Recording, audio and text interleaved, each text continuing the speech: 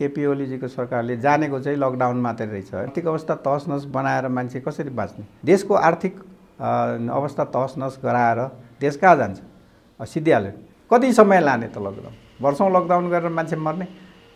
When there is action there must be reaction. एउटा बिना प्लानको हचुवाको भरमा चाहिँ कार्यक्रम गरेको देखिन्छ। मास्क चाहिँ एक नम्बर, किनभने यो ब्यारियर मेथड हो। भ्याक्सिन बनिरहेछ, त्यो आउँछ, तर लगभग 1 वर्षदेखि 2 वर्षको बिचमा भ्याक्सिन आउँछ। यी किसिमको चाहिँ नि प्लान बिनाको हचुवाको भरमा लकडाउन लायो अनि त्यसपछि यसै नै छोडिदियो अनि चाहिँ नि आफ्नो तरिकाले संसार चल्छ। मुखले प्राथमिकता तर चाहिँ व्यवहारमा प्राथमिकता हैन। बजेट छैन। एउटा डोनाल्ड ट्रम्पलाई मान्छेले त्यहाँ मान्छे नै गर्न छोडिसके। अहिलेको जमानामा तपाईँ विज्ञान फलो नगर्ने, तपाईँले जे बोल्यो त्यही सत्य भन्ने दलाल पुँजीवादले विश्व चाहिँ खाएको छ, विश्व मार्केट खाएको छ। त्यो कुरा सत्य हो। त्यो मेडिसिन पनि पर्छ त्यसमा। गर्ने चाहिँ नि सत्ताधारी पार्टीले नै गर्ने हो, जोसँग ढुकुटी छ, जोसँग स्रोत साधन छ। त्यति बेला त के लकडाउन लाउने सिद्धियो अनि त्यसपछि चाहिँ अर्काको पार्टी फुटाउँदै हिँड्ने। अब त्यति बेलाको तयारी चाहिँ केही पनि भएन। सरकारले जुन कहाँ चाहिँ कति अरब खर्च गर्यो, तर पिपिई पनि भएन। स्वास्थ्यकर्मीलाई पिपिई भएको छैन। पहिले मास्क चाहिँ नि 15 रुपियाँमा बेच्यो भनेर कालो बजारी गरिस् भनेर थुन्या चाहिँ नि सरकार त्यसरी चाहिँ गरे। डाक्टर के राईलाई कार्यक्रममा स्वागत गर्छु। डाक्टर साहब, तपाईँलाई कार्यक्रममा हार्दिक स्वागत छ। धन्यवाद। कोरोना महामारीकै कुरा गर्ने हो भने गएको चैत 11 गतेदेखि सरकारले कोरोना रोकथाम गर्ने भनेर लकडाउन सुरुवात गर्यो। तर जुन बेला सरकारले लकडाउन लगायो, जनताहरूलाई घरभित्र थुन्यो, त्यति बेला कोरोना महामारी यो अवस्थामा थिएन। साउनको पहिलो साता आएर सरकारले लकडाउन हटाएको घोषणा गर्यो। एकाएक कोरोना वात्तै बढ्यो। मान्छेहरूले के भन्यो भने लकडाउन लाउनु पर्ने बेला खुकुलो बनाइदियो, खुकुलो बनाउनु पर्ने बेला लकडाउन लगाइदियो भनेर सरकारको आलोचना गरे। वास्तवमा भएको के थियो डाक्टर साहब? यहाँबाट सुरु गरे। यसमा चाहिँ हामीले हेर्नुपर्ने चाहिँ नि अब दोषारोपण गर्ने भन्दाखेरि पनि के छ भने यो अहिले आइराखेको जुन भट्टाभट पोजिटिभ आएकै ग्राफ माथि चढेकै छ। अहिले चाहिँ नि तपाईँको यति धेरै चाहिँ केसहरू बढिराखेको छ। कोरोनाको पोजिटिभ केसहरू, सङ्क्रमितहरूको सङ्ख्या चाहिँ भयावह रूपमा जुन बढिराखेको छ, यो कहाँबाट आयो भन्ने कुरामा हेर्नुपर्छ। कहाँबाट आयो भने जुन बेला यो चाहिँ समुदायबाट आइरहेछ, गाउँबाट आइरहेछ अथवा समुदायबाट आइराखेको छ भनेको मतलब यो समुदायमा फैलिसकेको सङ्केत हो। 1 नम्बर सन्देश नै के हो भने जो पोजिटिभ भएर आएछन् ती पोजिटिभहरू विदेश गएका होइनन्, भारतमा गएका पनि होइनन्, घरमा थिए, घरमा बसिरहेका थिए, आफ्नो काममा व्यस्त थिए, तर चाहिँ नि पोजिटिभ भए। यसको मतलब उनीहरूले सार्यो कहाँ भन्दाखेरि आफ्नै साथीभाइ परिवारमै सार्या हो। यो नै हो सङ्केत तपाईँको चाहिँ नि समुदायमा फैलिसक्यो भन्ने चाहिँ नि अर्थ, मिनिङ यसले चाहिँ नि यो लगाउँछ। त्यसको मतलब समुदायमा कहाँबाट आयो भन्ने कुरा हेर्नुपर्छ हामीले। समुदायबाट कहाँबाट आयो भन्दाखेरि हामीले चाहिँ नि यो 2-3 महिना अगाडि चैततिरकै जुन हामीले लकडाउन गऱ्यौँ, त्यो लकडाउन गर्दाखेरि क्वारेन्टाइनहरू चाहिँ नि विभिन्न ठाउँमा क्वारेन्टाइनहरू राखियो। खास गरिकन भारतबाट आउने सीमाना क्षेत्र अथवा चाहिँ नि नाकाहरूमा चाहिँ नि राखियो। त्यो कोरोना तपाईँले पनि हेर्नुभयो, तपाईँले पनि प्रसारण गर्नुभयो। त्यो कोरोनाको लागि, कोरोना सङ्क्रमणको चाहिँ नि बचाउनु, त्यसबाट बच्नको लागि प्रिभेन्सन मेजर्सहरूको लागि जुन क्वारेन्टाइनहरू बनाइयो, त्यो क्वारेन्टाइनहरू चाहिँ मापदण्ड अनुरूप थिएन भनेर त मिडियामा छ्यापछ्याप्दै आएको थियो नि त। भएको के थियो भन्दा त्यो क्वारेन्टाइनहरू चाहिँ WHO मापदण्ड अनुसार चाहिँ थिएन। त्यहाँ चाहिँ नि 2 जना या 3 जना सङ्क्रमित भएको भए त्यहाँ बस्ने जति थिए 40, 50, 60, 70 जनासम्म भद्रगोल तरिकाले राखिएको थियो। त्यो मिडियामा पनि आएको हो। र त्यति बेला चाहिँ तपाईँको त्यहाँ न साबुन पानी थियो, न खाने व्यवस्था थियो, न मास्क थियो, न चाहिँ नि त्यसलाई PCR टेस्टहरू गरियो। त्यसरी चाहिँ नि त्यहाँ 2 हप्ता राखिसकेपछि उनीहरू चाहिँ बिना चाहिँ नि टेस्ट घर गए अनि घरमा चाहिँ नि उनीहरूले फैलाए। 2 जना सङ्क्रमित थियो होला, तर 60 जना सङ्क्रमित भएर गए। त्यो एउटा ठाउँको कथा होइन। त्यो नेपालभरि चाहिँ जहाँ क्वारेन्टाइनको व्यवस्था गरियो त्यहाँको त्यो कथा हो। त्यहाँ सरकार चुकेकै हो, त्यहाँ प्लानिङ राम्रो नभएकै हो। त्यहाँ रिसोर्सेसहरू, साबुन पानी, खाना व्यवस्था, बस्ने व्यवस्थित तरिकाको मापदण्ड अनुरूपको स्वास्थ्यको मापदण्ड अथवा WHO मापदण्ड अनुसारको व्यवस्थापन नभएको कारणले त्यो कोरोना वितरण केन्द्र भयो, त्यो क्वारेन्टाइन भएन। अब त्यो गाउँघरमा फैलाइसकेपछि it will take some time. त्यहाँ समुदायमा फैलिनलाई पनि समय लाग्छ। र तपाईँले चाहिँ नि तपाईँले नै अहिले हेरिरहनु भएको छ, कोही चाहिँ नि लक्षण भएका छन्, कोही नभएका छन्। ती सबैले चाहिँ नि समुदायमा गाउँघरमा आफन्तमा रोग सारिसकेपछि अब अहिले आएर चाहिँ नि सङ्क्रमितको सङ्ख्या वात्तै बढ्या हो। अब अहिले चाहिँ नि हामीले यसलाई लकडाउन गरेर त्यसलाई निषेधाज्ञा गरेर कर्फ्यू लगाएर यो हुनेवाला होइन। अब नि ठिक छ, त्यति बेला लकडाउन लाउनु ठिक थियो कि थिएन? पहिलो चरणको लकडाउनको कुरा गर्दैछु। त्यति बेला पनि त्यो लकडाउन चाहिँ त्यति धेरै लामो लाउने चाहिँ नि होइन, किनभने तपाईँको आर्थिक आफ्नो चाहिँ नि आर्थिक गतिविधि ठप्प बनाएर मान्छे गरेर खाने मान्छेहरूलाई गर्न नदिएर घरभित्र थुनेर मान्छे त कमाइ गरेर खाने हो नि त। धेरै हाम्रो नेपालमा के छन् भन्दाखेरि निम्न आर्थिक अवस्था भएका श्रमिकहरू छन्। ती श्रमिकहरू, कामदारहरू, ज्यालामा काम गर्ने मान्छेहरू त धेरै मरे, आत्महत्या गरे, बाटोमै मरे। त्यति बेला चाहिँ त्यसरी चाहिँ नि कहीँ पनि अरू देशहरूमा त्यसरी लामो समयसम्म आर्थिक गतिविधि ठप्प पारेर मान्छेलाई भोकले लकडाउन किन लाउने हो खासमा?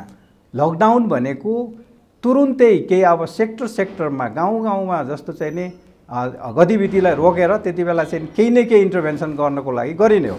तर त्यो इन्टरभेन्सन, त्यो तयारी चाहिँ नेपालमा त गरिएन। जुन क्वारेन्टाइन गरियो, कोरोनाको कथा तपाईँले सुनिहाल्नुभयो। तर नि लकडाउन लाउँदाखेरि सामान्यतया सरकारले आइसोलेसन बनाउनु पर्थ्यो, टेस्टिङ बढाउनु पर्थ्यो, कन्ट्याक्ट ट्रेसिङ धेरै गर्नु पर्थ्यो भन्ने कुरा चाहिँ विश्वव्यापी मान्यता हो भने हामी सुन्छौँ क्या।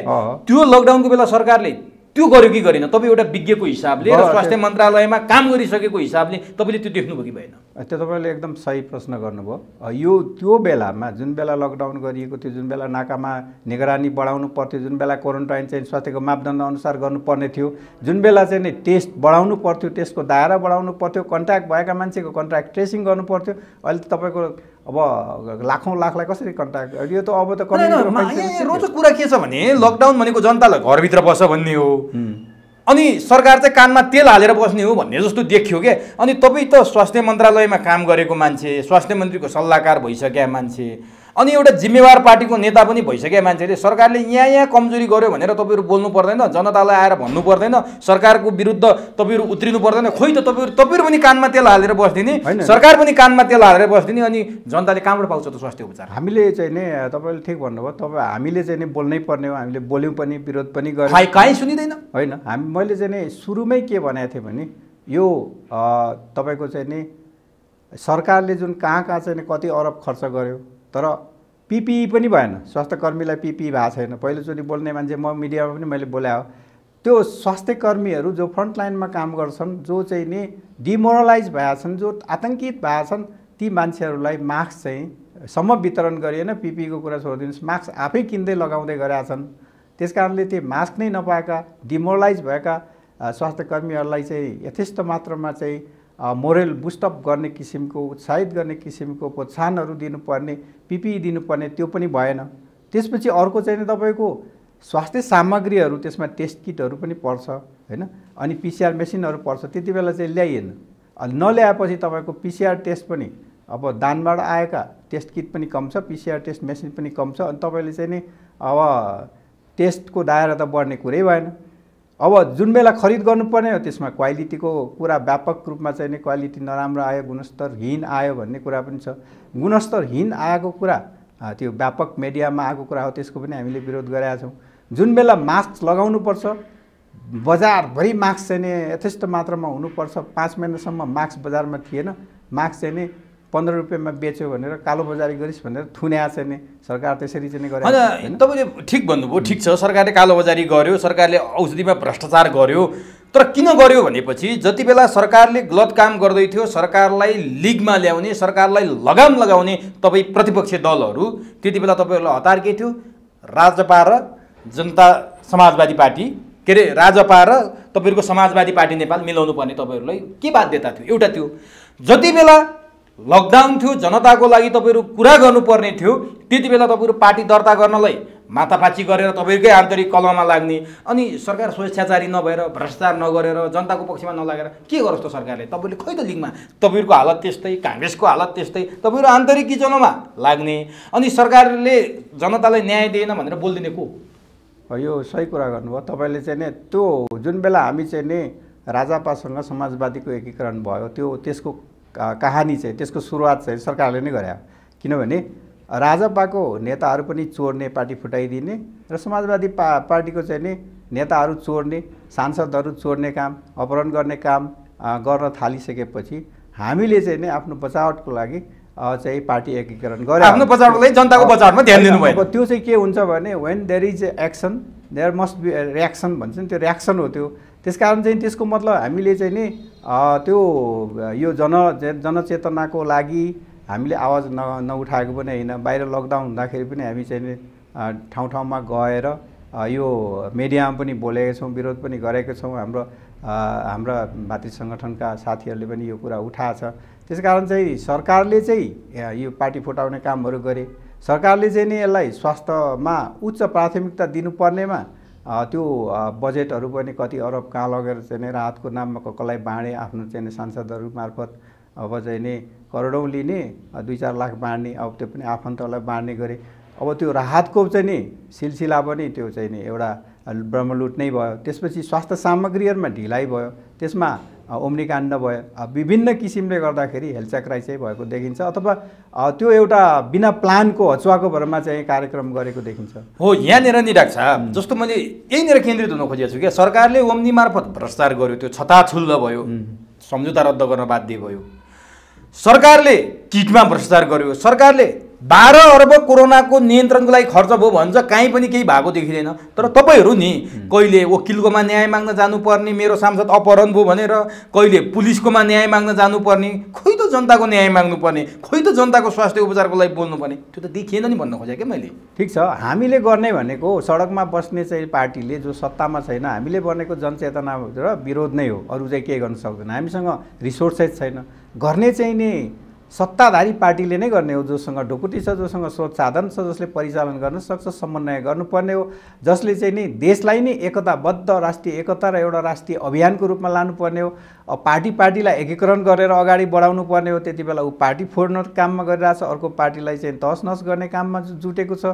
त्यो यो चाहिँ नि कोरोना विश्वव्यापी रूपमा चाहिँ नि त्यो एउटा चाहिँ नि यो प्रकोपको रूपमा, एउटा चाहिँ नि महामारीको रूपमा फैलिराखेको बेला अब सरकार चाहिँ कानमा तेल हालेर बसेको चाहिँ पक्का हो। किनभने त्यति बेला उनीहरूले चाहिँ नि यो देशभरिको विज्ञहरूलाई बोलाएर, त्यो आफ्नै पार्टीका चाहिँ आफन्तहरूलाई खोजेर होइन, देशभरिका विज्ञहरू, ती जनताहरू चाहिँ नि राजनीतिक पार्टीका कन्सियस सिटिजनहरू, बौद्धिक मान्छेहरू, एकाडेमिसियनहरू, राजनीतिक नेताहरू, पार्टीहरूलाई चाहिँ नि एक ढिका बनाउने काम त कसले गर्ने त? सरकारले। तपाईँहरू विज्ञको त्यो प्रधानमन्त्रीले विज्ञको छलफल गर्नुभयो, त्यसमा तपाईँले बोलाउनु भएन? जनस्वास्थ्य बोलाउने, अब उहाँले त आफन्तहरूलाई बोलाउने हो। अब हामीलाई त चाहिँ नि तपाईँको चाहिँ हामीले चाहिँ नि हाम्रो पालामा ल्याएको जुन चाहिँ नि राष्ट्रिय स्वास्थ्य नीति छ, त्यो राष्ट्रिय स्वास्थ्य नीतिको खाकामा त्यो चाहिँ नि रोड म्यापमा हिँडेको भए पनि अहिले यो चाहिँ यति अप्ठ्यारो हुँदैन। तर नि एउटा कुरा नि डाक्टर साहब, जस्तो त्यही स्वास्थ्य मन्त्रालय हो जहाँ गगन थापाले त्यो स्वास्थ्य मन्त्रालयको जिम्मेवारी सम्हालेका थिए,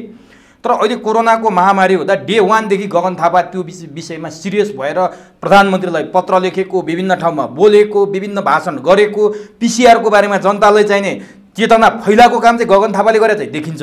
तर त्यही स्वास्थ्य मन्त्रालय हो जहाँ 1 वर्ष अगाडि मात्रै तपाईँकै नेता उपेन्द्र यादव हुनुहुन्थ्यो, तपाईँ स्वास्थ्य सल्लाहकार हुनुहुन्थ्यो। खै उपेन्द्र यादवले यो बारेमा एक दिन पनि बोलेको त देखेन त, एउटा भूतपूर्व स्वास्थ्य मन्त्रीको हैसियतले। खोइ त होइन, त्यो तपाईँले देख्नु भएन, तर त्यो जनताले देखाएको छन्, मैले पनि देखाएको छु, हामीले पनि बोलाएको छौँ। अब गगनले कहाँ के बोल्यो हामीलाई त्यो थाहा भएन, थाहा हुने कुरो पनि भएन। तर हामीले आफ्नो तर्फबाट गर्ने काम चाहिँ जनतालाई सुसूचित गर्ने काम, मास्ककै कुरा गर्नुहुन्छ नि तपाईँको। मास्कलाई त यो मिडियाले चाहिँ नि 4-5 महिनासम्म पनि मास्कको चाहिँ एडभर्टाइजमा पनि थिएन। अब मिची हात धुने बाहेक मास्कको कुरा ल्याएको थिएन नि त। त्यो मास्क चाहिँ नै अनिवार्य छ है, किनभने यो एसियन कन्ट्रीहरूमा डब्ल्युएचओले बोल्नुभन्दा अगाडि सासको कारणले गर्दाखेरि पनि यो एसियन कन्ट्रीहरूले चाहिँ पहिलेदेखि मास्कलाई चाहिँ एडप्ट गरिसकेको, आफ्नो व्यवहारमा ल्याइसकेको हुनाले उनीहरूले मास्कलाई प्राथमिकता दिए। चाइनाले, कोरियाले, जापानले त्यसरी नै नियन्त्रण गरे हो। मास्क चाहिँ नि लाई प्राथमिकतामा दिने कुरा र यो स्वास्थ्य शिक्षामा अटाउने कुरा, स्वास्थ्य सूचनामा अटाउने कुराहरू चाहिँ थिएन। यसमा मैले पहिलोचोटि बोलेँ मास्कलाई 1 नम्बर, मास्क चाहिँ 1 नम्बर, किनभने यो ब्यारियर मेथड हो। जसरी एचआइभीमा चाहिँ तपाईँको कन्डमले ब्यारियरको काम गर्छ, त्यस्तै गर्न यो पनि ड्रपलेट इन्फेक्सन भएको हुनाले दुईजनाले नै सङ्क्रमित र सङ्क्रमित नभएका मान्छेले दुवैजनाले मास्क लाउँदाखेरि यो चाहिँ ब्यारियर हुन्छ, यसमा चाहिँ सङ्क्रमण रोकिन्छ। यो तथ्यले प्रमाणित भइसकेको कुरा हो। त्यो कुरा मैले पहिलोचोटि भनेँ। त्यसपछि WHO पनि लेट बोल्यो, धेरै ढिलो मात्रै बोल्यो। अब मास्कको सिस्टम चाहिँ तपाईँले चाहिँ व्यवहारमा मास्क लाउनु थालिसकेपछि युरोपियनहरूले पनि नियन्त्रण गर्यो। अमेरिकाले ढिलो गर्यो मास्क चाहिँ लगाउने काम। मास्कको चाहिँ नि त्यो डोनाल्ड ट्रम्प आफैले चाहिँ मास्क नलगाएर हिँड्ने विभिन्न कारणले गर्दाखेरि अमेरिकामा सङ्क्रमणको सङ्ख्या वात्तै बढ्यो। अब नि डाक्टर साहब, जस्तो लकडाउन कोरोनाको लागि कोरोना नियन्त्रणको लागि एउटा टुल्स हो भनेर तपाईँले अघि पनि भन्नुभयो, हामीले त्यो विषयमा छलफल गऱ्यौँ, तर यति लामो हुन्थेन भन्ने तपाईँले भन्नुभयो। अब सरकारले चैत 11 गतेदेखि साउनको 7-8 गतेसम्म पहिलो चरणको लकडाउन लायो, फेरि भदौको 3 देखि अहिले हामी निषेधाज्ञामै छौँ। अहिले त पुरै देशभरि होइन, टुक्रा टुक्रा परेर निषेधाज्ञा जस्तो भइरहेको छ। अब भनिदिनुहोस्, सरकारले लकडाउन पनि लगाएको छ, निषेधाज्ञा पनि लगाएको छ, तर कोरोना रात 2 गुना दिन 4 गुना बढ्दै गएको अवस्था छ। यदि सरकारले के गरेको भए, तपाईँ त्यो स्वास्थ्य मन्त्रालयमा काम गरेको हिसाबले सोध्दैछु, एउटा जनस्वास्थ्य विज्ञको हिसाबले सोध्दैछु, सरकारले के गरेको भए आज यो अवस्थामा कोरोना बढ्दैनथ्यो र तपाईँ त्यही जिम्मेवारीमा भएको भए तपाईँ के गर्नुहुन्थ्यो? यो चाहिँ तपाईँले एकदम सान्दर्भिक प्रश्न गर्नुभयो। जस्तो के छ भने सुरुमा जब चाहिँ नि यो महामारी आयो त्यसै बेला चाहिँ नि तपाईँको प्लानिङ भन्छ नि, योजना भन्छ नि, हामीले चाहिँ त्यो नै गरेनौँ। त्यो हाम्रो चाहिँ नि गलत त्यो छलफल, टेक्निकल छलफलहरू पनि भएको देखिँदैन। किनभने त्यहाँ अब विज्ञताको अभाव हो, या बोल्न नसकेको हो, या विज्ञ मान्छेहरूलाई इन्भाइट गर्न नसकेको हो, या देश विदेशमा के भइरहेछ त्यो हेर्न भिजिलेन्ट भएर हेर्न नसकेको हो। त्यति बेला त के लकडाउन लाउने सिद्धियो, अनि त्यसपछि चाहिँ अर्काको पार्टी फुटाउँदै हिँड्ने। अब त्यति बेलाको तयारी चाहिँ केही पनि भएन। स्वास्थ्य सामग्रीहरू जुन बेला किन्नु पर्ने थियो, त्यो स्वास्थ्य सामग्री किन्ने जुन हडलहरू त्यो हटाउन सकिन्थ्यो नि त। स्वास्थ्य सामग्री तुरुन्तै किनेर चाहिँ नि प्रचुर मात्रामा चाहिँ टेस्टको दायरा बढाउन सकिन्थ्यो। स्वास्थ्य सामग्रीहरू जस्तै पिपिईहरू प्रशस्त चाहिँ नि स्वास्थ्य यो कार्यकर्ताहरूलाई, स्वास्थ्य कर्मीहरूलाई दिन सकिन्थ्यो, नर्सेसहरू डाक्टरहरूलाई दिन सकिन्थ्यो, सुरक्षाकर्मीलाई दिन सकिन्थ्यो। त्यो अभाव भयो।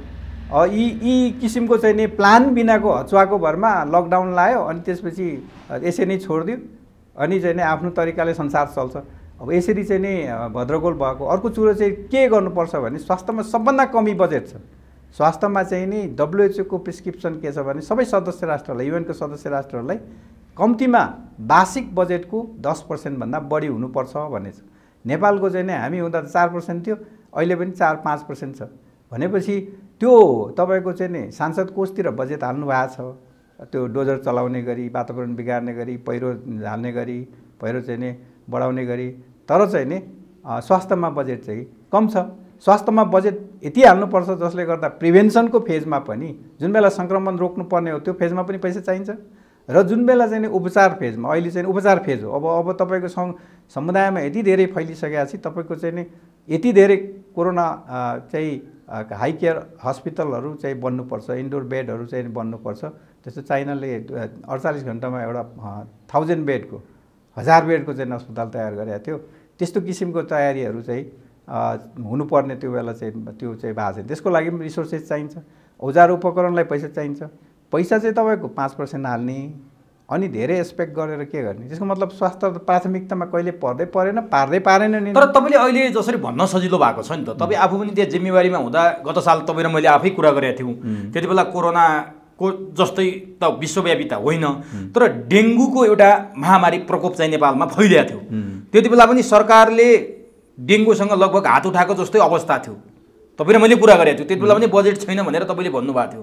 तर आज जिम्मेवारीबाट बाहिर आएर तपाईँले प्रश्न उठाउन जति सजिलो छ नि, त्यहाँ बसेर काम गर्न गाह्रो छ भने त तपाईँले अनुभव त गर्नुभएको छ नि डाक्टर साहब। होइन, अब यो कुरा के हो भने यसलाई यसरी हेर्नुपर्छ उमेशजी। के छ भने एउटा रोग अथवा दुईटा रोग को लागि होइन कि होल स्वास्थ्य सिस्टमलाई चाहिँ नै अपग्रेड गरेर लाने, स्तर उन्नति गर्ने, क्वालिटी अथवा गुणस्तरीय स्वास्थ्य सेवा बनाउनुको लागि हामीले चाहिँ नि त्यो राष्ट्रिय स्वास्थ्य नीति 2076 भन्ने ल्यायौँ। त्यसमा चाहिँ त्यो व्यवस्थित तरिकाले चाहिँ नि त्यसको मात्रै त्यो फ्रेमवर्कमा अथवा त्यो रोडम्यापमा मात्रै अहिलेको त्यो स्वास्थ्य मन्त्री अथवा स्वास्थ्य मन्त्रीले स्वास्थ्य मन्त्रालयलाई हिँडाएको भए पनि यो समस्या हुँदैन थियो। त्यसमा तपाईँको बजेटको पनि प्रशस्त व्यवस्था गर्नुपर्ने छ। आधारभूत स्वास्थ्य सेवा जुन छ त्यो सेवा ऐन हामीले ल्यायौँ। त्यसलाई फलो गर्यो भने पनि तपाईँको चाहिँ नि विभिन्न रोग, त्यो चाहिँ डेङ्गु पनि पर्छ, टिबी पनि पर्छ, यो चाहिँ नि कोरोना पनि पर्छ, सङ्क्रमण रोगहरू पनि पर्छ। अनि तपाईँको चाहिँ नि नन इन्फेक्सियस डिजिज भन्छ, त्यो रोगहरू पनि पर्छ। सबैको व्यवस्थापन गर्नलाई एक नम्बरमा एउटा हामीलाई पोलिसी चाहिन्थ्यो। त्यो पोलिसी हामीले ल्याएको छौँ। त्यो पोलिसीमा नहिँड्ने, अब त्यो पोलिसी चाहिँ नि उपेन्द्र यादवको पालामा लिएको, उसले क्रेडिट पाउँछ, उसले चाहिँ श्रेय पाउँछ, किन हामी हिँड्ने भन्ने। अनि कुहिरोको काग जस्तो हराएपछि त तपाईँको स्वास्थ्य मन्त्रालय त सिद्धि गयो नि, त्यहाँ प्राविधिक ज्ञान पनि छैन, अनुभव छैन। अगाडिको स्वास्थ्य मन्त्रालयले त्यो नेतृत्वले हाँकेको कुरा पनि त्यसलाई त्याग दिने, एडप्ट नगर्ने भनेपछि त तपाईँको त्योभन्दा विडम्बना अरू के हुन्छ? तपाईँले सम्झिन लायक काम चाहिँ के गर्नुभएको थियो? त्यही स्वास्थ्य नीति बनाउने? हामी जम्मा 18 महिना जम्मा बसेको हो। स्वास्थ्य नीति ल्याउनुलाई पनि यति माथा पचिस गर्नु पर्यो। त्यो राष्ट्रिय स्वास्थ्य नीति त्यो ल्याउनुलाई र चाहिँ नि अब स्वास्थ्य तपाईँको आधारभूत स्वास्थ्य ऐन त्यो ल्याउनुलाई, अनि त्यो भइसकेपछि त्यसको आधारमा चाहिँ नि तपाईँको गाउँको उपचार, तपाईँ गाउँमा चाहिँ गाउँमा उपचारहरू पुर्याउने। जस्तो हरेक पालिकामा, हरेक गाउँपालिका अथवा नगरपालिकामा एउटा 15 बेडको अस्पतालको व्यवस्था छ त्यहाँ, प्रत्येक पालिकामा। त्यसपछि हरेक जिल्लाको अस्पतालहरूलाई स्तर उन्नति गरेर 100 बेडको विशेषज्ञ अस्पताल बनाउने छ। हरेक प्रदेशमा मेडिकल कलेज छ, एउटा एटलिस्ट एउटा, कम्तीमा एउटा मेडिकल कलेज अथवा चाहिँ नि विशिष्टकृत सुपर स्पेसलिस्ट केन्द्र अस्पताल त्यहाँ त्यो व्यवस्था गर्यो भने अहिले उपचार त तपाईँको सबै उपचारहरू, कोरोनाको उपचारदेखि सम्पूर्ण उपचारहरू त्यहाँ हुन्थ्यो नि त। तर नि डाक्टर साहब के भनिरहनु भएको छ अहिलेका स्वास्थ्य मन्त्री तथा अहिलेका सरकारसँग सम्बन्धित मान्छेहरू भने कोरोना आउँछ भने कसलाई थाहा थियो र? कोरोना आउँछ भनेर थाहा भएको भए हामी त्यही अनुसार तयारी हुन्थ्यौँ। कोरोना आउने त कसैलाई थाहा थिएन, यो आउँछ भनेर आएको पनि होइन। फेरि सधैँ जस्तो दोहोरिने डेङ्गु, हरेक बर्खामा आउने डेङ्गु जस्तो अथवा झाडापाखला जस्तो कोरोना नै आउँछ भन्ने कुरा थाहा थिएन। तैपनि हामीले यो बिचमा जे गऱ्यौँ, जति पिसिआर मेसिन गरेर टेस्टिङ गरेका छौँ, जति कुराहरू हामीले स्वास्थ्यसँग सम्बन्धित सरसामग्रीहरू जोडेका छौँ, यो नै ठुलो कुरा हो। हाम्रो जस्तो मुलुकमा, अमेरिका जस्तो विकसित मुलुकमा त त्यत्रो मान्छेले ज्यान गुमाउनु परेको छ भने हामीले धेरै गरे हो भन्नुहुन्छ नि त। त्यो चाहिँ नि कुनै एक्सक्युज पाउने अथवा क्षमा पाउने कुरा नि, त्यो गोठाले कुरा हो। त्यसमा कोही पनि विश्वास गर्दैन है। कुनै पनि रोग आउनु सक्छ भनेर तयारी गर्ने र त्यसले चाहिँ नि जस्तोसुकै रोग आओस्, महामारी आओस्, त्यसलाई म बचाउन सक्छु भन्ने तयारी गर्ने नै त्यो चाहिँ तपाईँको नेतृत्व हो। कि होइन, विकसित देशहरूले त रोक्न सकेनन्। युरोप, अमेरिका जस्ता विकसित देशहरूमा मृत्युको दर त्यस्तो छ, हामी कहाँ त कम हो नि भन्नुहुन्छ? होइन होइन, तपाईँको इटलीमा सबभन्दा धेरै तहसनस भएको थियो नि, इटलीले त नियन्त्रण गर्यो नि त, होइन? अनि जर्मनी, अमेरिका हेर्नु न, अमेरिका त युकेले, अमेरिका त डोनाल्ड ट्रम्पको चाहिँ नि लहड भनेको डोनाल्ड ट्रम्पलाई मान्छेले त्यहाँ मान्छे नै गर्न छोडिसके। अब उसले चाहिँ नि WHO जस्तो संस्थालाई पैसा नदिने है। अब त्यो चाहिँ नि यो कोरोना भनेको यो चाहिँ नि म मास्क लाउँदिनँ, चाइनिज भाइरस समेत भन्ने, अब त्यो खालको त्यो लट्ठै तालको भारतमा के भएको? भारतले त अमेरिका जित्न थालिसक्यो। भारत पनि, भारतको स्वास्थ्य जुन संरचना छ त्यो चाहिँ आइडियल एकदम बेस्ट चाहिँ होइन। भारत पनि अब तपाईँको आयुर्वेदतिर कहिले ढल्किने होइन, कहिले चाहिँ नि एलोपेथिक चाहिँ केही होइन भन्ने, अब त्यो अन्यल चाहिँ भारतमा पनि छ नि त। भारत पनि एउटा चाहिँ विकासोन्मुख देश हो। भारत चाहिँ नि कुनै एउटा के भन्छ आदर्श देश त होइन नि, स्वास्थ्यको हिसाबले त त्यो त होइन। त्यो धेरै तल्लो स्तरमा छ। तपाईँको बिहारतिर हेर्नुहोस्, युपीतिर हेर्नुहोस्, हाम्रोभन्दा बेहाल छ त्यहाँ। अब कसैले मास्क लाउँदैन, मास्क लाउने पैसा पनि छैन, सरकारले बाँड्दैन। अब त्यो त्यहाँ त अहिले चाहिँ नि ब्राजिललाई पनि जित्यो उसले, अमेरिकाभन्दा पछि भारत छ। अहिले 83,000 एक 24 घन्टाको चाहिँ नि सङ्क्रमितको सङ्ख्या 83,000 आजको न्युज। भारत चाहिँ नि भारत बेस्ट कन्ट्री भनेर हामीले भन्दैनौँ। भारत बेस्ट कन्ट्री होइन। अमेरिका पनि डोनाल्ड ट्रम्पले हाँकेको अमेरिका बेस्ट होइन। डोनाल्ड ट्रम्पको ठाउँमा अर्को भइदियो भए त्यति क्षति हुन्थेन? हुँदैन थियो, किनभने विज्ञान फलो गर्नु पऱ्यो नि। अहिलेको जमानामा तपाईँ विज्ञान फलो नगर्ने, तपाईँले जे बोल्यो त्यही सत्य भन्ने। अनि त्यसो भए हाम्रो प्रधानमन्त्रीले बेसारको कुरा गर्नुभयो नि, बेसारको कुरा गर्दा निकै आलोचना भयो। अहिले तपाईँ आयुर्वेदको कुरा पनि गर्नुभयो, मैले केही आयुर्वेद डक्टरहरूसँग पनि कुरा गरेको छु। बेसार त एउटा उपचार पद्धतिको लागि त एउटा माइलस्टोन साबित भएको देखियो नि। जस्तो अमेरिकामा धेरै बेसार प्रयोग भएको त्यहाँको जर्नलहरूमा प्रकाशित छ, भारतमा अत्याधिक रूपमा बेसार प्रयोग भयो भने प्रधानमन्त्रीले सही कुरा बोल्नु भएको छ, किन उडाइयो त प्रधानमन्त्रीलाई? यस्तो हो, तपाईँले यसलाई विज्ञानसँग जोड्नुपर्छ। तपाईँले पानी नै खानुहोस् न, बिना चाहिँ नि पानी ड्राइनेस छ भने ड्राइबाट पनि सर्छ नि त। पानी प्रशस्त खानुहोस्, अरू केही नहाल्नुहोस्, पानी मात्रै खानुहोस्, तातो पानी खानुहोस् भने पनि तपाईँलाई चाहिँ नि हाइड्रेसन त भयो। तपाईँको इम्युनिटी बढाउने कुरा एउटा हो, इम्युनिटी बढाउने कुरा एउटा हो। अनि रोगसँग बच्ने, बचाउने र त्यसको उपचार भन्ने अर्को। त्यहाँ विज्ञानले प्रुभ गर्नुपर्छ।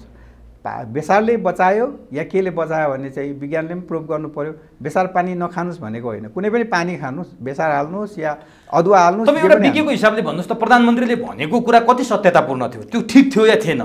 होइन, उहाँले भनेको चाहिँ त्यो विज्ञताको हिसाबले विज्ञानको हिसाबले ठिक थिएन, किनभने त्यसले चाहिँ लगभग अहिले 9 लाख मान्छे मरिसकेका छ कोरोनाले। अनि चाहिँ नि हाम्रो नेपालको पपुलेसनको छेउछाउ 3 करोड पुग्न लागिसक्यो, त्यति मान्छे सङ्क्रमित भइसक्यो, संसारलाई हाहाकार बनाइसक्यो, इकोनोमी तहसनहस बनाइसक्यो। अब त्यस्तोलाई केही पनि होइन, त्यो हाछिउँ गरेर खेदिदेऊ बेसार खायो ठिक हुन्छ भन्ने कुरा त्यो चाहिँ नि वैज्ञानिक कुरा होइन। यसमा चाहिँ प्रिभेन्सनको लागि, सजिलोको लागि, जोगिनको लागि प्रिभेन्सनको उपायहरू, बचावटको उपचार हाइड्रेसन पनि हो, पानी प्रशस्त खानुहोस्, रेस्ट गर्नुहोस्। अब यो अहिले स्वास्थ्य कर्मीहरूलाई चाहिँ नि 48 घन्टा ड्युटी खटाइरहेछ, त्यसरी गर्ने होइन, रेस्ट गराउँदै। अब WHO नै भनेको छ रेस्ट गराऊ, काम गराऊ, रेस्ट गराऊ, काम गराऊ, प्रशस्त पानीहरू खुवाऊ, ब्रेक के अरे स्न्याक्सहरू खुवाऊ, खाजाहरू खुवाऊ। त्यो हिसाबले गऱ्यो भनेदेखि उसको चाहिँ नि स्ट्रेसमा एक्जस्टेड भयो भने, थकान बढी भयो भने उसको शरीरको इम्युनिटी कम हुन्छ, रोग लाग्छ भनेकै छ नि, त्यो त सत्य कुरा हो। अब नि डाक्टर साहब, तपाईँ त्यो स्वास्थ्य मन्त्रालयमा बस्नुभयो, 18 महिना त्यहाँ काम पनि गर्नुभयो। अब अहिलेको हिसाबले स्वास्थ्य मन्त्रीले जुन काम गरिरहनु भएको छ, नेतृत्व स्वास्थ्य मन्त्रीले गर्नुभएको छ, त्यो उहाँले सही गर्नुभएको छ अथवा गलत गर्नुभएको छ, अथवा उहाँकै कारणले यो कोरोना यसरी बढिरहेछ? अहिले मृत्युदर हेर्नुहुन्छ भने पनि दिनमा 12-13 जनाको कम्तीमा भइरहेछ। सङ्क्रमितको सङ्ख्या हेर्नुहुन्छ भने 1200-1300को हाराहारीमा दिनदिनै भेटिरहेको छ। यो के स्वास्थ्य मन्त्रीकै कमजोरी हो अथवा के हो? अब टेक्निकल मन्त्रालय भनेको स्वास्थ्य मन्त्रालय नै हो, त्यसमा चाहिँ नि उहाँलाई अब अहिलेको चाहिँ नि वर्तमान स्वास्थ्य मन्त्री टेक्निकल मान्छे होइन भने तपाईँ हामी सबैलाई थाहा छ, ऊ कानुनतिरको मान्छे होला, कताको होला। स्वास्थ्य भनेको एकदम भास्ट सब्जेक्ट हो, त्यसमा एउटा विज्ञान पनि, त्यसको विज्ञानको पनि क ख ग जाने हुनुपर्छ, त्यसपछि संसारमा भइराखेको ट्रेन्डहरू हेर्नुपर्छ। अनि त्यो छैन भने, आफू विज्ञ छैन भने अब विज्ञहरूको चाहिँ नि एउटा ठुलो टिम हुनु पर्यो, उनीहरूसँग अन्तर्क्रिया गर्नु पर्यो। अनि चाहिँ नि तपाईँको संसारमा भइराखेको विज्ञानले गरिराखेको चमत्कारहरू के छ त्यसलाई मान्नु पर्यो। अब त्यो त कुनै फलो गरेको देखिएन। अब तपाईँले सिम्पल कुरा छ, तपाईँलाई चाहिने भने कुनै पनि महामारी आयो भने तपाईँलाई चाहिने के हो? 1 नम्बर धन हो, पहिला ज्ञान हो। ज्ञान र धन दुइटै भएन भने तपाईँ तहस-नहस त हुने भयो नि। अब कुहिरोको काग के गर्ने, धन कहाँबाट ल्याउने थाहा छैन। कि डाक्टर नै हुनुपर्ने स्वास्थ्य मन्त्री भन्नु खोज्नु भयो? डाक्टर हुनु पर्दैन, तर डाक्टर नभए पनि डाक्टर जस्ता मान्छेहरू, विज्ञ मान्छेहरू पनि अहिले त के छ भने एउटा अङ्गको डाक्टरहरू छन्। अब जो अङ्गको डाक्टर आए पनि कोरोना जाने छ ऊ चाहिँ नि जनस्वास्थ्य विज्ञ नै हुन् भन्ने पनि होइन, जनस्वास्थ्य विज्ञहरू हुनु पर्यो। त्यसपछि विभिन्न क्षेत्रका मान्छेहरूसँग चाहिँ सरसल्लाह लिनु पर्यो। अब त्यो केही पनि छैन, न चाहिँ नि बजेट बढाउन सकिया छ, न व्यवस्थापन गरेका छन्, न चाहिँ टेक्निकल नलेज छ। अब त्यस्तो चाहिँ नि कुहिरोको काग जस्तो चाहिँ देखियो स्वास्थ्य मन्त्रालय। त्यसैले उहाँलाई सफल स्वास्थ्य मन्त्री भन्ने चाहिँ आधारहरू मैले चाहिँ देखेँ। अनि उहाँले त राख्नुभयो होला नि त, विज्ञहरू राख्नु भएको छ नि, जो वरपरका डाक्टरहरू नै राख्नु भएको छ। जस्तै प्रवक्ता डाक्टर जागेश्वर गौतमले नियमित प्रेस ब्रिफिङ गरेर कुरा जानकारी गराइरहनु भएको छ। उहाँ पनि चिकित्सक हो, के पुगेन त्यहाँ? हो चिकित्सक भनेर उहाँ त साह्रै एकदमै प्रसिद्ध चाहिँ स्त्रीरोग विशेषज्ञ हो नि। स्त्रीरोग विशेषज्ञ अनि जनस्वास्थ्यविद भनेको फरक कुरा हो होइन। त्यस्तै डाक्टर भन्नुसाथ सबै कुराको ज्ञान हुँदैन।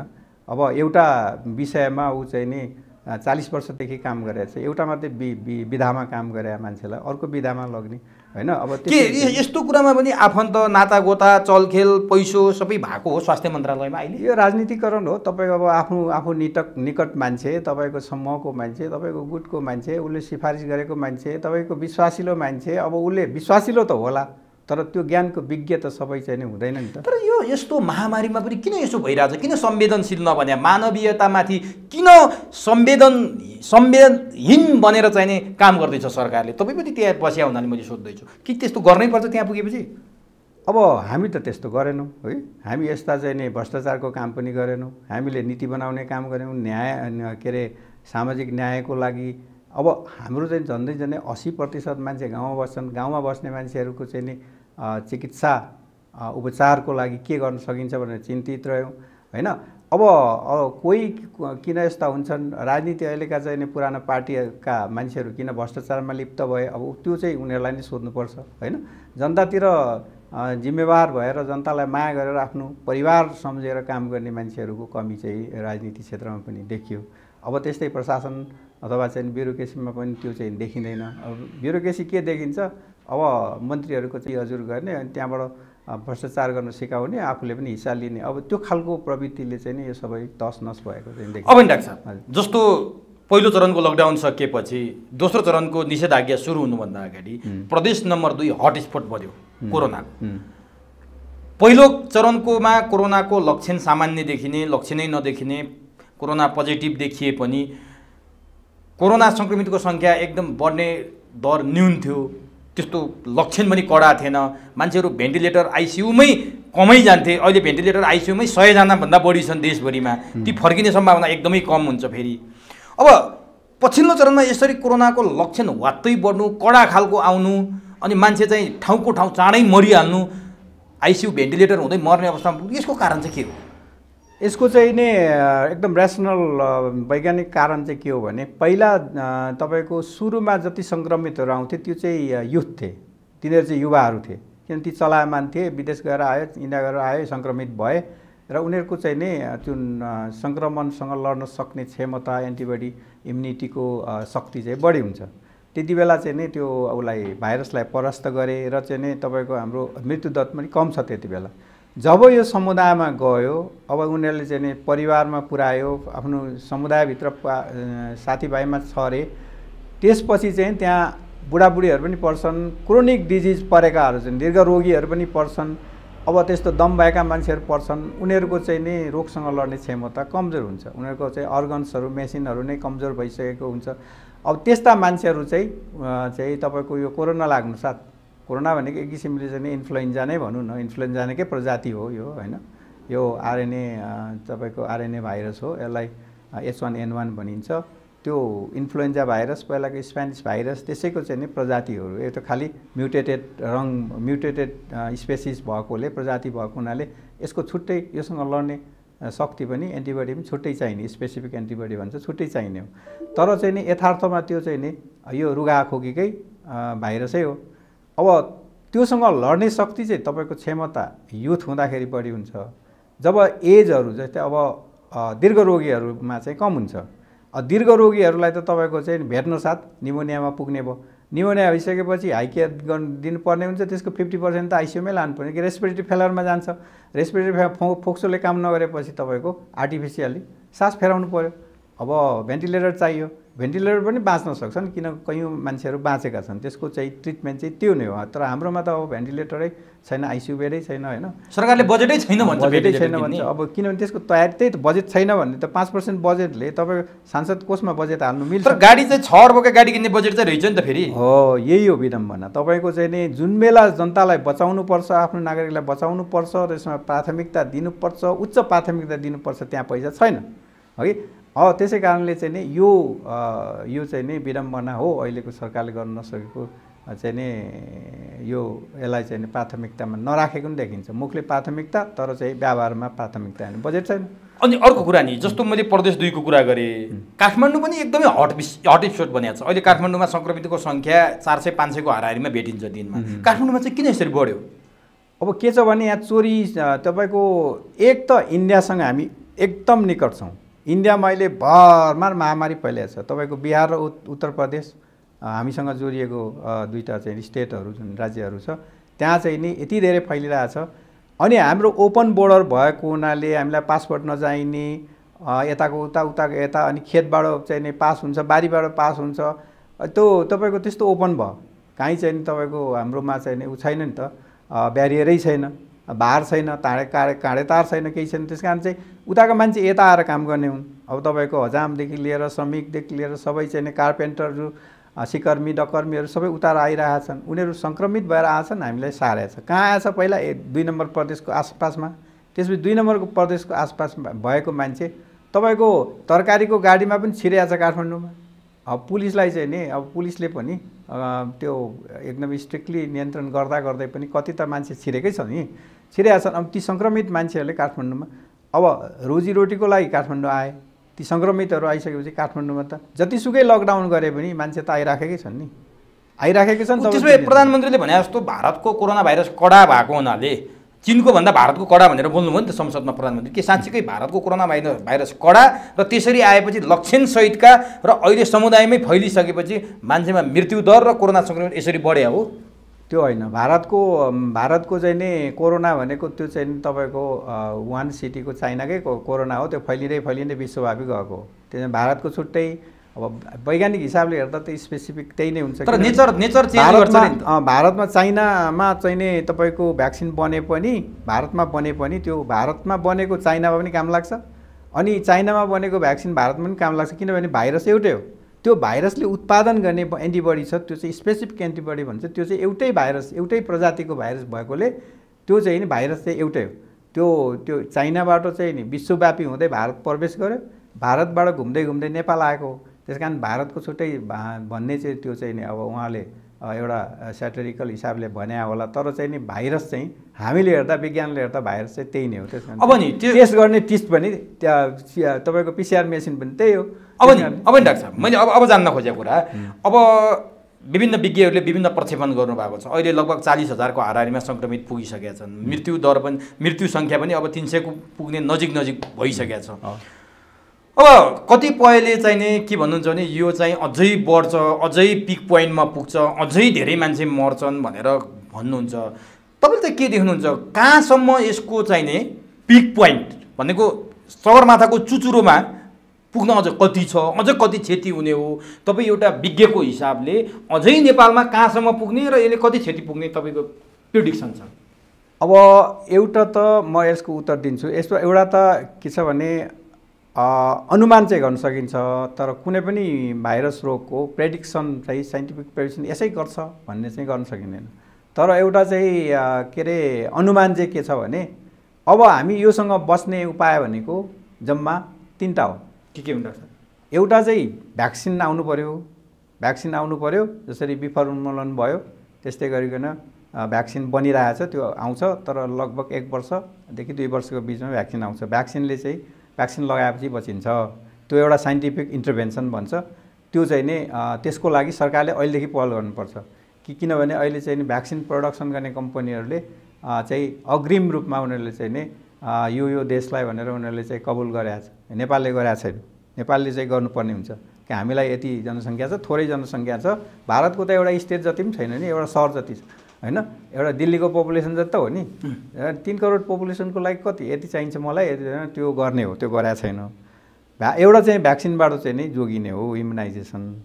दोस्रो भनेको यसरी नै सरकारको अकर्मण्यता।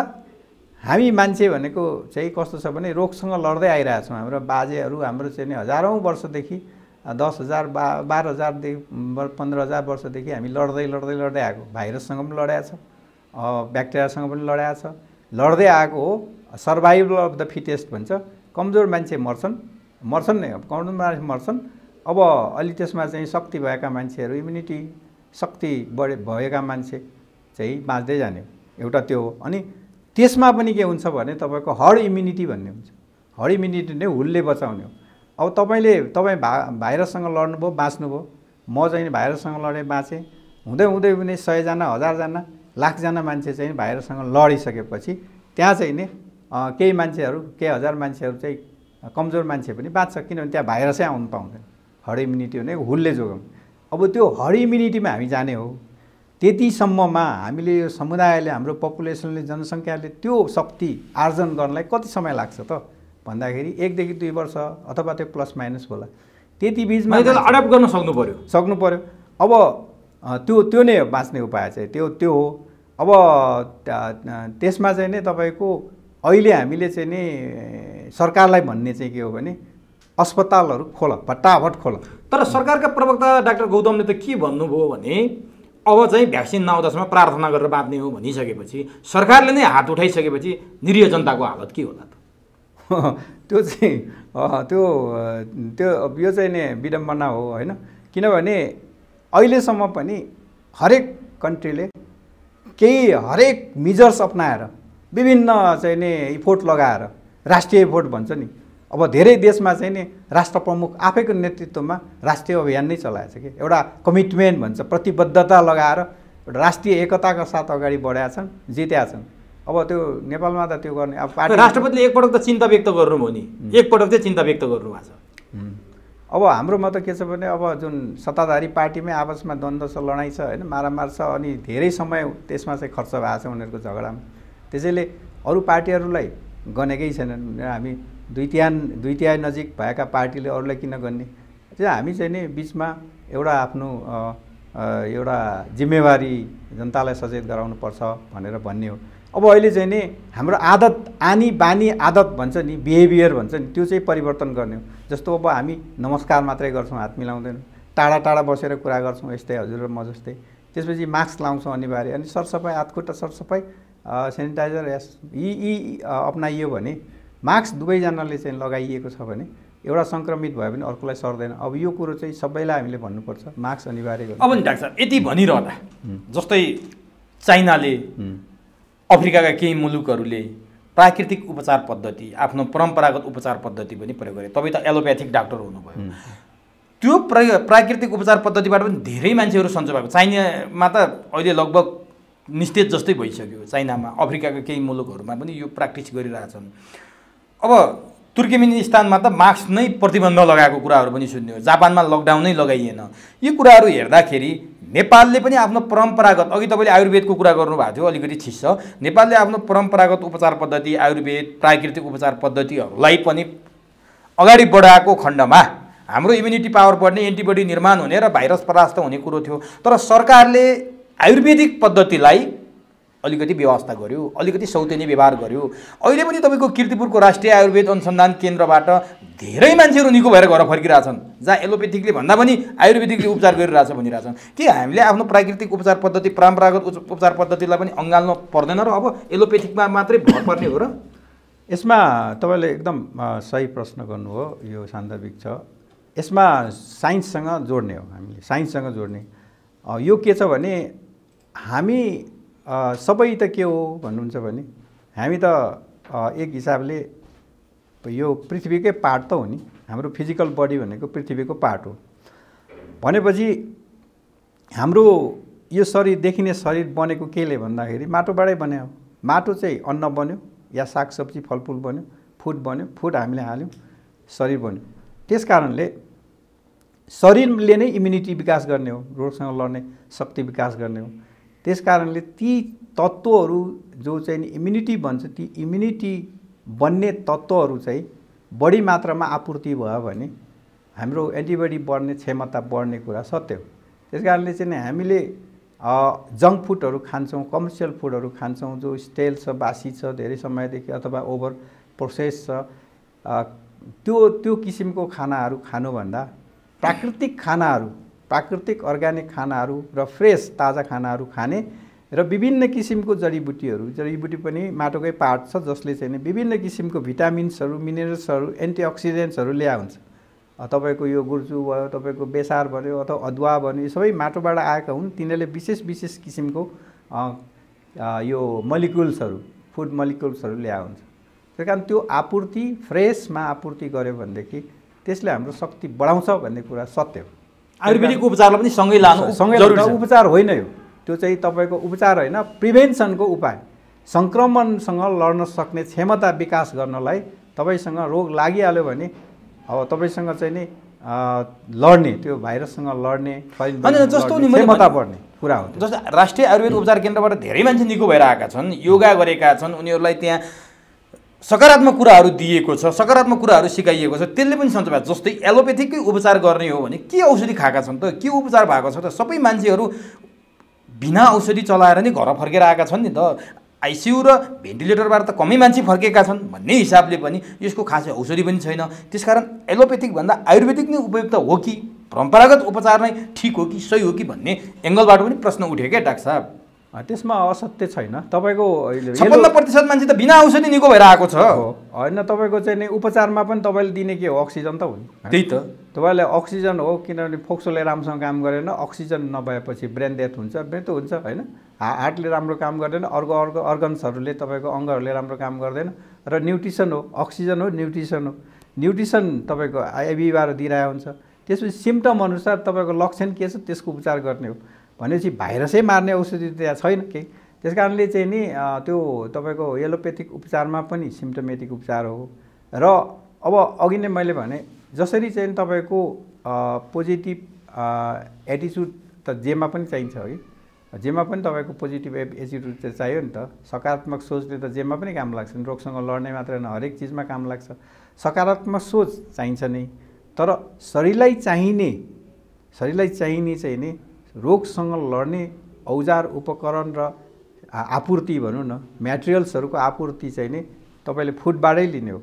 फुड भनेको चाहिँ भेराइटी जति भयो, फ्रेस जति भयो त्यति चाहिँ नि राम्रो हो भन्ने कुरा। अब नि डाक्टर साहब, जस्तो आयुर्वेदकै कुरा किन प्रमोट गरिएन भने एलोपेथिकमा धेरै करप्सन छ, धेरै भ्रष्टाचार छ। पैसा कमाउनलाई कोरोनालाई बहानाबाजी बनाइयो। कोरोना वास्तवमा यदि खतरा होइन, कोरोना महामारी पनि होइन, कोरोनालाई महाआतङ्क बनाइयो। विश्वमा सबैभन्दा बढी भ्रष्टाचार हुने भनेको एलोपेथिकको औषधिमा हो, भ्याक्सिनमा हो। त्यसकारण कोरोनालाई हाउगुजी बनाइयो। यो केही पनि होइन भन्ने ढङ्गबाट पनि फेरि बहस सुरु भएको छ। यसमा के भन्नुहुन्छ डाक्टर साहबले, के साँच्चीकै त्यही हो? होइन, यो पार्टली सत्य हो, पूर्ण सत्य होइन।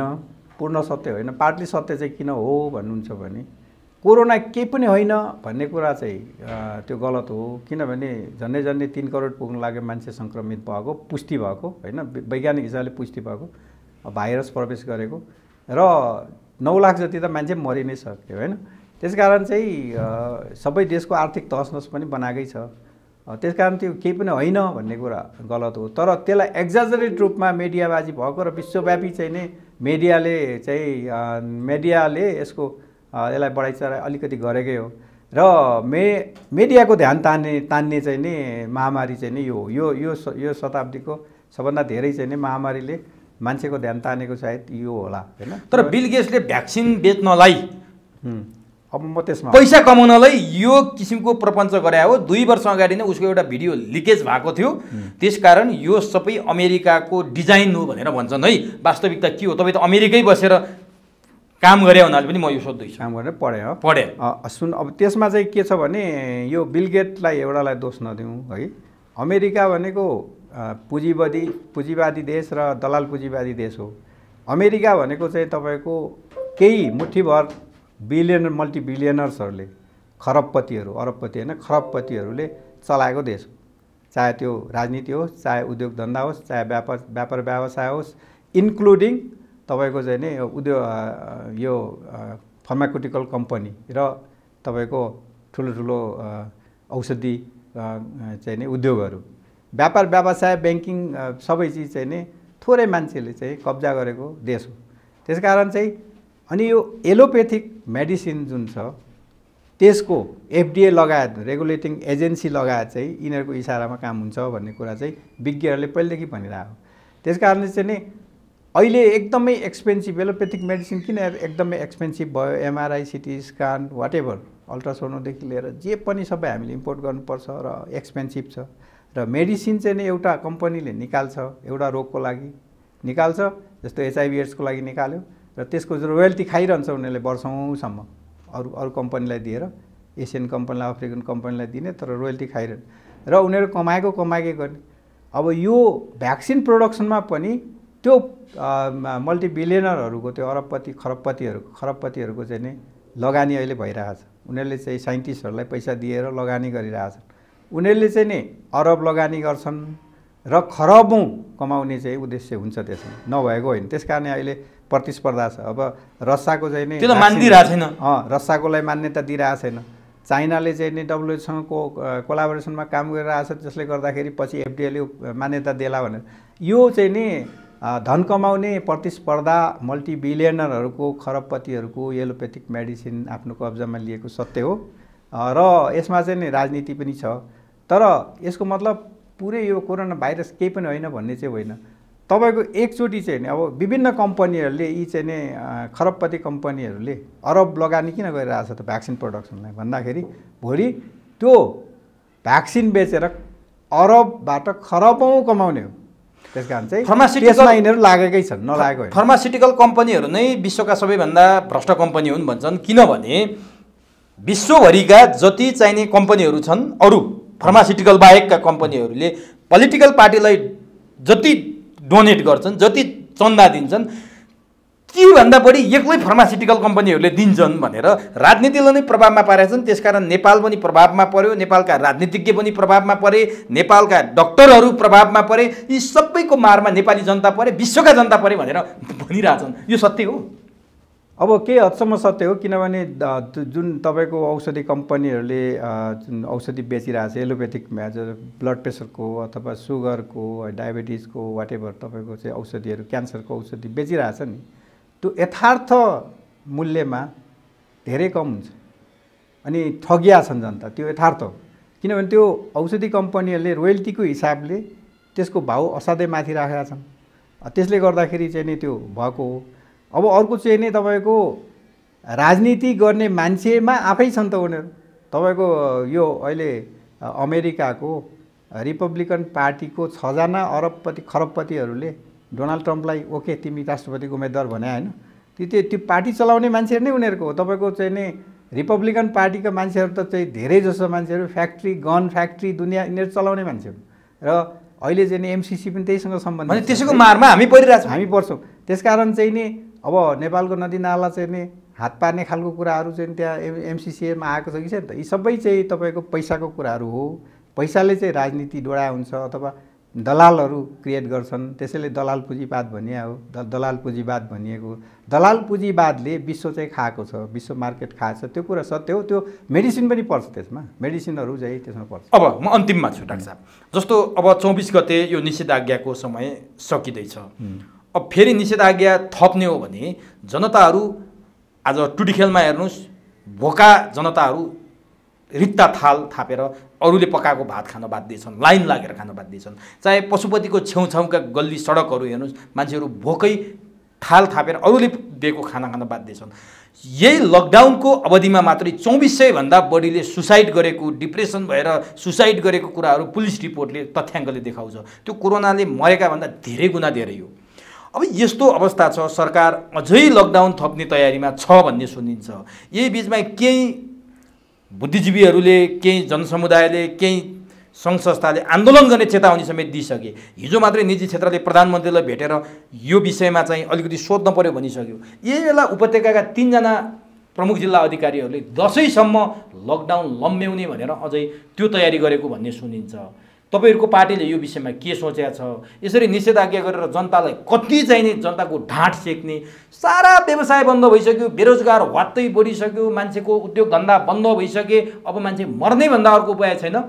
कोरोनाले मर्ने भन्दा भोकले मर्ने जनसङ्ख्या बढ्न थाल्यो। अब के गर्नुहुन्छ तपाईहरु? के भन्नुहुन्छ यो विषयमा? यो अझै लकडाउन थप्नुपर्छ? हैन, यो एकदम गलत हो उमेशजी। यो चाहिँ के छ भने गभर्नमेन्टले, अहिलेको ओली सरकारले, केपी ओलीजीको सरकारले जानेको चाहिँ लकडाउन मात्रै रहेछ हैन, निषेधाज्ञा अथवा कर्फ्यू, लकडाउन। अब त्यसरी मान्छेलाई चाहिँ नि भित्र थुनेर आर्थिक तहस-नहस, आर्थिक चलपलै तहस-नहस, आर्थिक अवस्था तहस-नहस बनाएर मान्छे कसरी बाँच्ने? किनभने काम नगरिकन त खानु पाइन्न, काम गर्नु पर्यो नि त। किनभने वर्किङ क्लासका मान्छेहरू, श्रमिक मान्छेहरू छन्, ज्यालादारी मान्छेहरू छन्, पेसाकर्मीहरू छन्, सबैले चाहिँ नि अब कमाएर खाने हो, कमाउन त बाहिर निस्किनु पर्यो। अब भोकै मार्ने हिसाबले चाहिँ नि अब हो भने त अर्कै कुरा, होइन भने त तपाईँको भोकले मान्छे मर्छन्। त्यसैले अब गर्ने भनेको चाहिँ नि लकडाउन गर्ने होइन, कर्फ्यू लगाउने होइन, सुरक्षित विधिहरू अपनाएर, यो जनस्वास्थ्यका चाहिँ नि विधिहरू छ, जस्तो मास्क छ, जस्तो डिस्टेन्स छ, दूरी मेन्टेन गर्ने कुरा छ, त्यसपछि चाहिँ नि यो हात धुनेहरू कुराहरू छ, यसलाई चाहिँ नि सुसूचित गरेर सुरक्षित हुँदै चाहिँ नि आफ्नो काममा जाऊ भन्नु नै वैज्ञानिक विधि हो। त्यो चाहिँ सबै देशले त्यही नै अपनायो। देशको आर्थिक अवस्था तहस-नहस गराएर देश कहाँ जान्छ? सिद्धिहाल्यो। किनभने कमाइ गर्ने मान्छेलाई घरभित्र थुनेपछि त कमाइ गरेर खाने देशले चाहिँ नि, देशले पाउने ट्याक्स पनि त पाउँदैन नि, सरकार कसरी चलाउने? त्यस कारण यी चाहिँ मूर्खतापूर्ण कुरा हो। अब यो लकडाउनलाई मात्रै उपाय हुँदै होइन। अब यो कोरोनासँग हामी सँगैसँगै बाँच्ने हो, कोरोनासँगै हिँड्ने हो, अब कोरोनाबाट बच्दै हिँड्ने हो। त्यो विधिहरू सिकाउँदै अगाडि बढ्नुपर्छ। अब लकडाउन अथवा चाहिँ नि कर्फ्यू अथवा निषेधाज्ञा यसले चाहिँ नि काम गर्नु हुँदैन। अब यदि थपिहाल्यो सरकारले भने, दसैँसम्मै थप्यो भने, प्रमुख जिल्ला अधिकारीहरूको सुझावलाई मानेर थप्यो भने तपाईँको जिम्मेवार पार्टीले जनताको लागि के गर्छ? हामी त यसको चाहिँ विरोध गर्छौँ। के विरोध कसरी गर्नुहुन्छ? आन्दोलन गर्नुहुन्छ? सडकमा आउनुहुन्छ? होइन, आउनुपर्छ। किनभने परिस्थिति हेरेर पहिला हामी चाहिँ नि लिखितमा दिन्छौँ, मौखिक दिन्छौँ, कुरा गर्छौँ, वार्ता गर्छौँ, भएन भने हामी सडकमा आउनु पर्यो। किनभने तपाईँले जनतालाई मारेर एउटा लकडाउन मात्रै उपाय होइन। लकडाउनले त तपाईँ कति समय लाने त? लकडाउन वर्षौँ लकडाउन गरेर मान्छे मार्ने। अब मान्छे भोकैले मरिरहेछन्, त्यो त आइसक्यो नि, डिप्रेसनमा गइसके। किनभने आर्थिक अवस्था, आर्थिक स्वास्थ्य भन्छ नि, तपाईँको शारीरिक स्वास्थ्य मात्रै होइन, आर्थिक स्वास्थ्य पनि तपाईँको अस्वस्थ भइसकेपछि त मान्छे चाहिँ नि सुसाइड गरिहाल्छ। भनेपछि तपाईँहरू बाँच्ने अब यदि लकडाउन बढेपछि आन्दोलित हुनुहुन्छ? आन्दोलित हुनुपर्छ, सबै हुनुपर्छ, हामी सबै हुनुपर्छ, जनता सबै हुनुपर्छ। हस्, समय दिनुभयो।